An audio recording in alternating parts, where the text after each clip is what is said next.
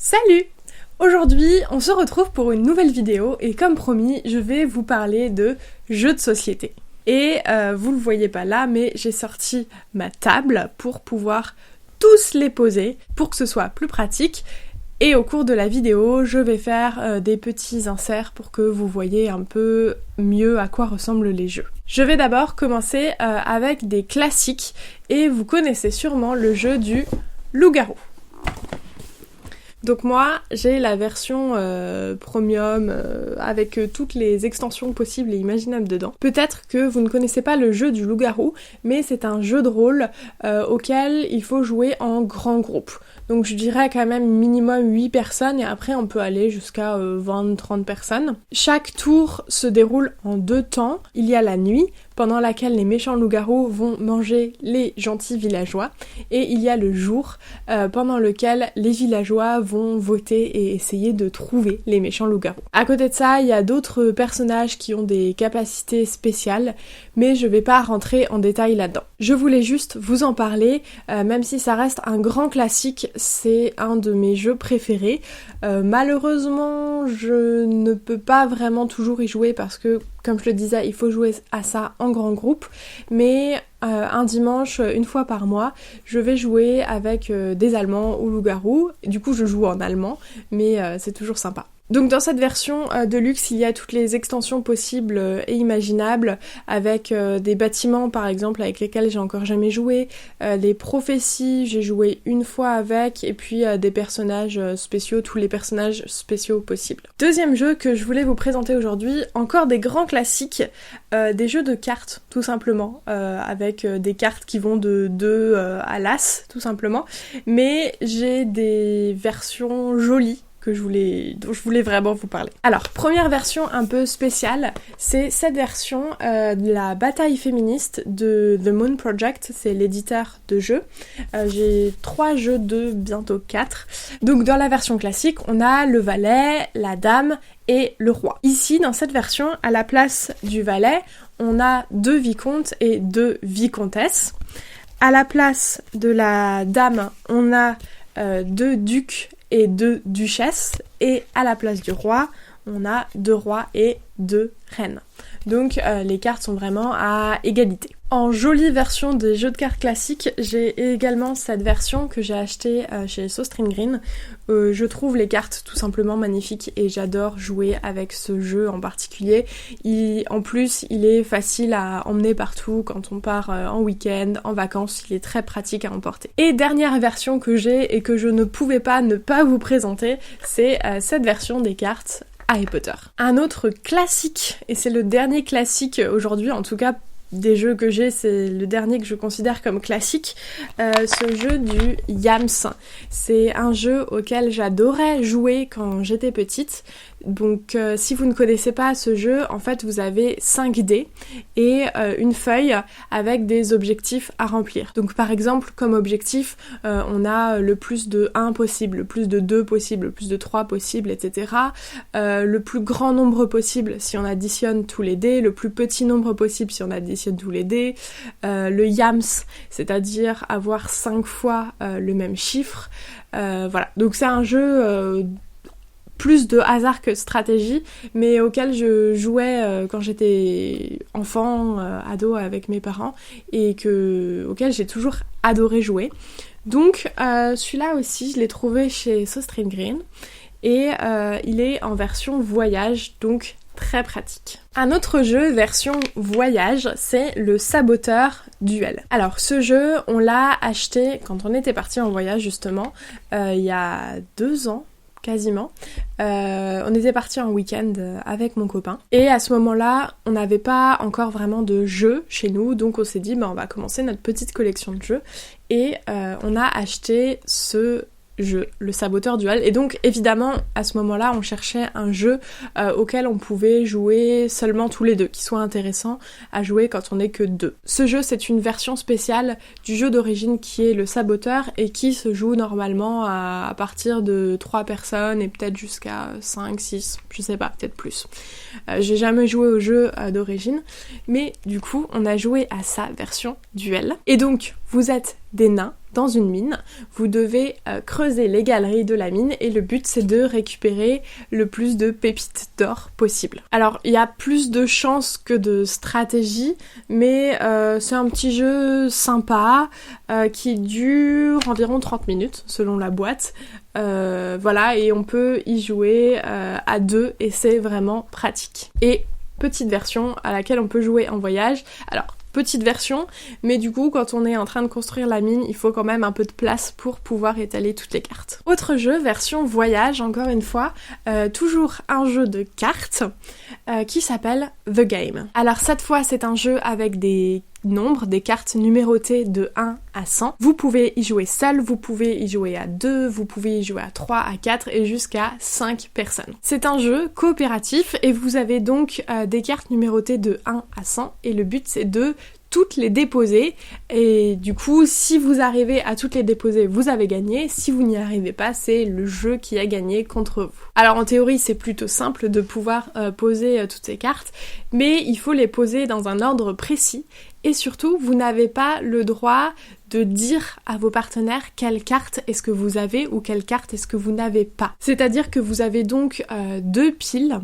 des cartes qui montent, donc qui vont de 1 vers 100, et 2 piles avec des cartes qu'il faut poser de 100 vers 1. Du coup, chacun joue à tour de rôle et au début a l'obligation de poser 2 cartes. Il faut pouvoir poser ces cartes, mais sans non plus bloquer les autres. C'est-à-dire que si par exemple j'ai la carte 88 et que je veux la poser, mais la carte juste avant c'est la carte 57, donc je veux la poser dans la pile qui monte, ça fait un gros bond et du coup ça bloque toutes les autres personnes qui ont possiblement des cartes entre 57 et 88. Donc il faut que je demande aux autres si je peux poser ma carte mais par des moyens détournés, c'est-à-dire que je peux pas dire j'ai la carte 88, est-ce que je peux la poser? Il faut que je dise j'ai une carte qui est beaucoup plus haute que la carte actuelle, est-ce que je peux la poser ou est-ce que vous devez poser d'autres cartes entre temps pour pas qu'on soit bloqué, etc. Ça a peut-être l'air un petit peu compliqué quand je l'explique comme ça, mais une fois qu'on commence à jouer, c'est vraiment très simple à comprendre. J'ai joué au jeu avec des amis de mon cours d'allemand dernièrement, et donc j'ai dû leur expliquer les règles en allemand, et on a fait une partie d'essai, et ils ont très vite compris. Donc une partie dure environ 20 minutes, et c'est très facile à comprendre, donc même des enfants peuvent y jouer. Là, sur la boîte, ils disent à partir de 8 ans. Bon, c'était quasiment tous les petits jeux que j'avais à vous présenter, il y en a encore un mais que je vais vous présenter à la fin. Maintenant on va passer au gros jeu.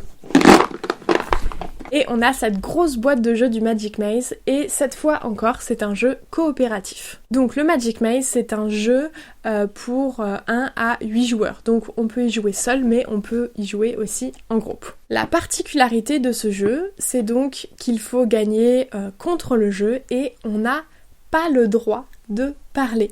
Pas du tout. Sauf si on va sur une case spéciale, la case du sablier. C'est un jeu un petit peu compliqué à expliquer, je trouve, parce qu'il y a plein de règles différentes, mais il est très bien fait parce que dans les règles, il vous explique comment jouer au jeu par étapes. Donc il y a la version de base avec les règles minimum, et vous pouvez vous entraîner comme ça, et après vous pouvez aller à l'étape supérieure et à chaque étape supérieure il y a des nouvelles règles qui entrent en compte et comme ça c'est assez facile de comprendre comment ça marche et de se souvenir de ce qu'on a le droit de faire ou pas faire et voilà. En gros vous avez un labyrinthe, vous êtes dans un centre commercial, vous avez donc 4 personnages, le nain, le guerrier, ça c'est la sorcière au fond je crois et ça c'est l'elfe ou inversement, je ne sais plus, peu importe. Vous avez 4 personnages et tout le monde a le droit de déplacer tous les pions. Et pour que ce ne soit pas un chaos innommable, chacun a le droit de déplacer dans une seule direction, ou 2 suivant le nombre de personnes que vous êtes à jouer, donc 1 ou 2 directions seulement, et vous avez éventuellement le droit de faire 1 ou 2 actions. Donc si vous jouez à 8 personnes, il y aura une seule personne qui aura le droit de déplacer les pions vers le nord, une seule personne qui aura le droit de déplacer les pions vers le sud, etc. Une seule personne qui aura le droit de passer les escalators, une seule personne qui aura le droit de placer les cartes pour construire le labyrinthe. Et il faut avoir les yeux partout à la fois pour voir est-ce que je peux déplacer ce pion ou pas, est-ce que je suis en train de bloquer les personnes avec qui je joue ou pas. Et donc pour pouvoir sortir du centre commercial, vous devez d'abord récupérer tous les objets qui sont disséminés sur la carte que vous aurez construite et ensuite en sortir dans un temps imparti qui est délimité par un sablier. Alors je pense que c'est impossible de tout faire en un seul sablier, donc vous avez des cases sabliers qui sont disséminées sur la carte, et quand un des pions est sur une de ces cases, vous pouvez retourner le sablier pour avoir plus de temps et parler un petit peu avant de recommencer à déplacer vos pions pour pouvoir vous organiser tout simplement. Je pense que c'est un peu confus, je trouve que ce jeu est très très compliqué à expliquer, mais les règles sont vraiment très très bien faites et ils y vont vraiment par étapes pour que vous compreniez bien comment jouer. Avant-dernier jeu de cette sélection et encore un gros jeu ou en tout cas une grosse boîte, c'est Citadel. Citadel, c'est un jeu que j'aime beaucoup et donc c'est une grosse boîte parce que c'est la 4e édition et encore une fois il y a toutes les extensions dedans. Alors dans Citadel, ce n'est plus du tout un jeu coopératif, vous jouez contre les autres joueurs, de nouveau comme dans un jeu classique je dirais, et vous devez construire les différents quartiers d'une cité. Alors, pour construire ces quartiers, vous avez de l'or, des pièces d'or. Et chaque quartier coûte un certain nombre de pièces d'or. À chaque tour, vous jouez un personnage différent. Donc parmi les personnages de base, il y a le voleur, l'assassin, la marchande, l'architecte, voilà, et donc il y a 8 personnages de base, et à chaque tour, vous jouez un personnage différent. Et donc chaque personnage a des avantages et des inconvénients. Par exemple, le voleur va dire au début du tour, je vole la marchande, et quand c'est le tour de la marchande, le voleur récupère tout son argent. Par contre, la marchande récupère un peu plus d'argent que les autres, c'est son avantage dans le jeu. Et du coup, à chaque tour, tout le monde change de personnage, donc ce ne sont pas toujours les mêmes qui ont toujours les mêmes avantages. Pour gagner ce jeu, il faut atteindre un certain nombre de points et de quartiers. Alors ici, quel est l'avantage des extensions? Tout simplement, il y a beaucoup de personnages différents. Et du coup, vous pouvez mélanger les extensions entre elles, et dans la règle, c'est assez bien fait parce qu'il vous propose des combinaisons de personnages selon si vous voulez jouer plutôt stratégique, ou alors si vous voulez jouer défensif, attaquant, voilà. Et j'aime beaucoup ce jeu, les cartes sont magnifiques, les dessins sont magnifiques. Ce jeu est à partir de 10 ans, on peut y jouer entre 2 à 8 joueurs, vu qu'il y a 8 personnages différents, et une partie dure 30 à 60 minutes. Et on arrive à la fin de cette vidéo, et j'espère que vous êtes toujours là et toujours attentifs, en tout cas que je me perds pas trop dans mes explications. On arrive à la fin avec le dernier jeu, ou plutôt devrais-je dire les 2 derniers jeux. J'aimerais donc vous parler aujourd'hui du jeu Les Bâtisseurs. Donc la version de base, c'est les Bâtisseurs Moyen-Âge, et ici on a les Bâtisseurs Antiquité, qui est une sorte d'extension.